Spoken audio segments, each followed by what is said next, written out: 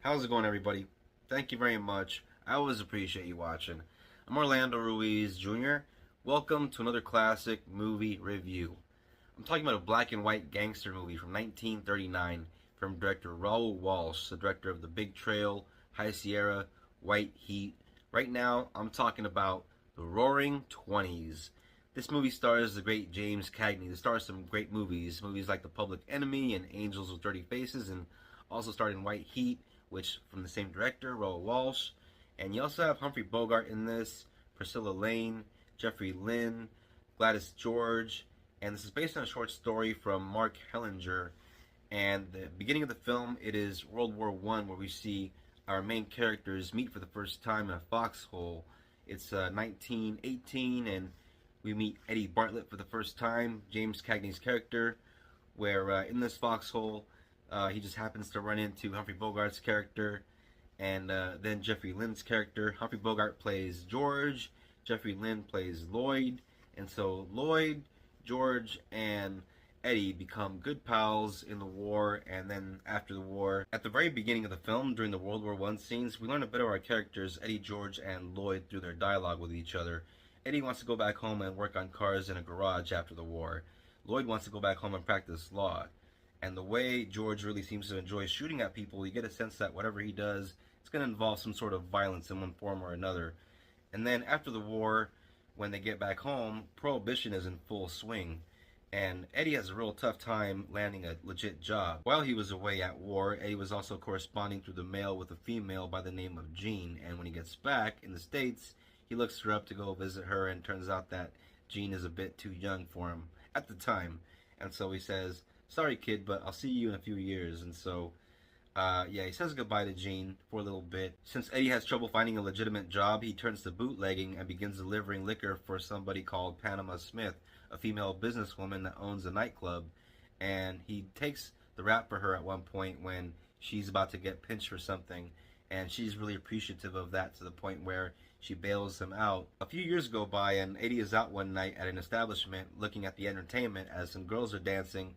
Notices that one of them happens to be Jean, the girl that he was talking to a couple of years ago. Eddie becomes especially impressed with Jean's talent as a singer and becomes smitten with her, and decides that he's going to try and see if he can get her a spot working for Panama Smith as a singer in her club.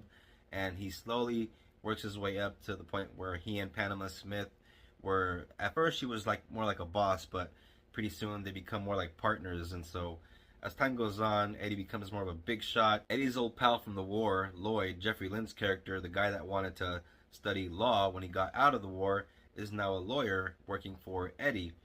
And pretty soon Eddie runs into his old pal George, Humphrey Bogart's character, and then pretty soon all these guys are working together. Bogart's character George is still kind of a hot-tempered hothead, but Cagney's character Eddie kind of evolves into one, and also kind of becomes more of a tough guy.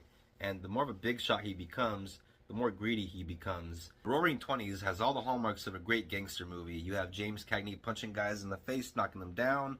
You have getaways and shootouts and plenty of Tommy gun action and liquor raids, and you have ambushes and moments where characters betray each other, and moments where some characters fall in love with other characters, and you have our main character Eddie promising his girl that he's going to go straight. Watching this film, you also have a sense that the filmmakers have kind of a nostalgia and a love for the time period that they're depicting in this story, because this movie came out in the late 30s, but the story takes place over the course of like the late teens and into the 20s, and eventually into the late 20s and early 30s when the stock market crashes.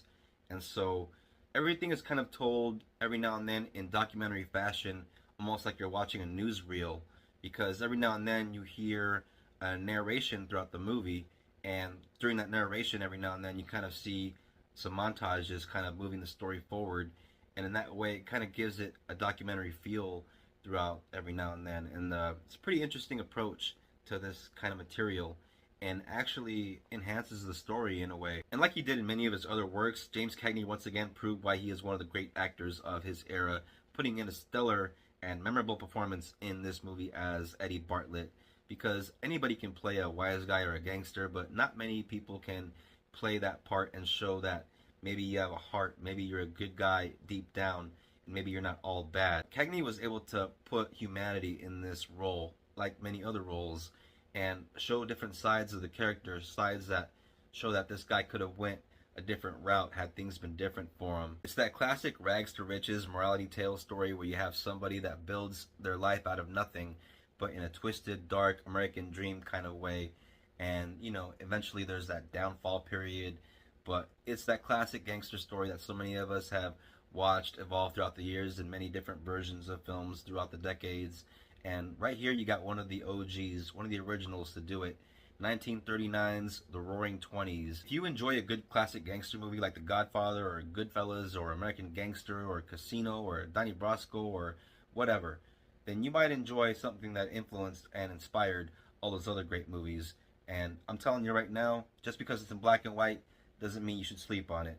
1939's The Roaring Twenties. You can find it on streaming, but I'm a hard copy kind of guy. This is my copy of the film right here.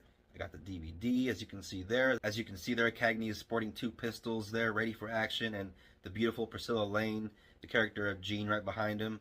But yeah, 1939's The Roaring Twenties. I highly recommend this classic. It's a 4-star masterpiece. Check it out.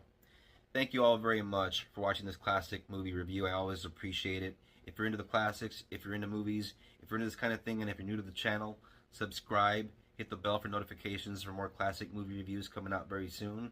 And thank you very much for your support. If you're a returning viewer, I always appreciate you.